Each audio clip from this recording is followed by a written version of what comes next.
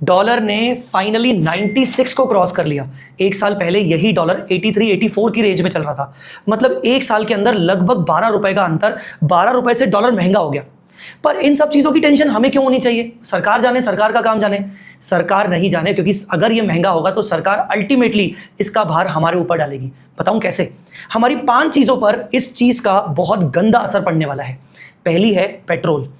भारत सरकार maximum crude oil बाहर से परचेज करती है। अब जब वो डॉलर महंगा हो चुका है तो भारत सरकार को डॉलर में पेमेंट करने के लिए ज्यादा रुपया देना पड़ेगा।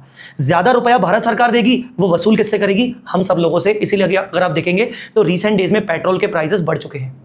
दूसरी इंपॉर्टेंट चीज, हम इंडियन लोग बहुत ज्यादा इलेक्ट्रॉनिक आइटम्स कंज्यूम करते हैं और India is one of the most biggest importer of the electronic items. अब लैपटॉप महंगा हो जाएगा, मोबाइल फोन महंगा हो जाएगा, और ये सब चीजें महंगी क्यों होंगी? क्योंकि डॉलर में खरीदा जाता है बाहर की कंट्रीज से, और जब महंगा होगा तो सप्लायर इसके दाम बढ़ाएगा और अल्टीमेटली आपसे पैसे एक्स्ट्रा लेगा।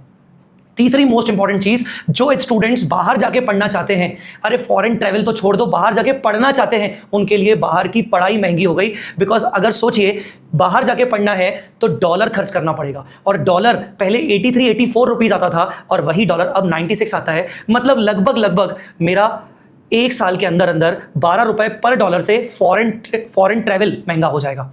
और इसके साथ साथ मोस्ट इंपॉर्टेंट, हम सबका गोल्ड महंगा हो गया। सोना नहीं खरीदेंगे। अरे मोदी जी, आप बोल रहे हो गोल्ड मत खरीदो, पर यही तो इंपॉर्टेंट समय था जब हमें गोल्ड खरीदना था। बिकॉज इसी टाइम पे तो गोल्ड की जरूरत पड़ती है, और इंडियन लोग सबसे ज्यादा इस टाइम पे गोल्ड पर रिलाई करते हैं। पर क्या हुआ? गोल्ड के ऊपर 9% की इंपोर्ट ड्यूटी बढ़ गई। बिकॉज भारत को गोल्ड बाहर से इंपोर्ट करना पड़ता है और डॉलर में इंपोर्ट करना पड़ता है। इंडियन गवर्नमेंट को लगा कि ज्यादा डॉलर जाएगा, तो इससे बेटर है एक काम करो, रेस्ट्रिक्शन लगा लो, इंपोर्ट ड्यूटी लगा लो, ताकि लोग गोल्ड खरीदे ही ना।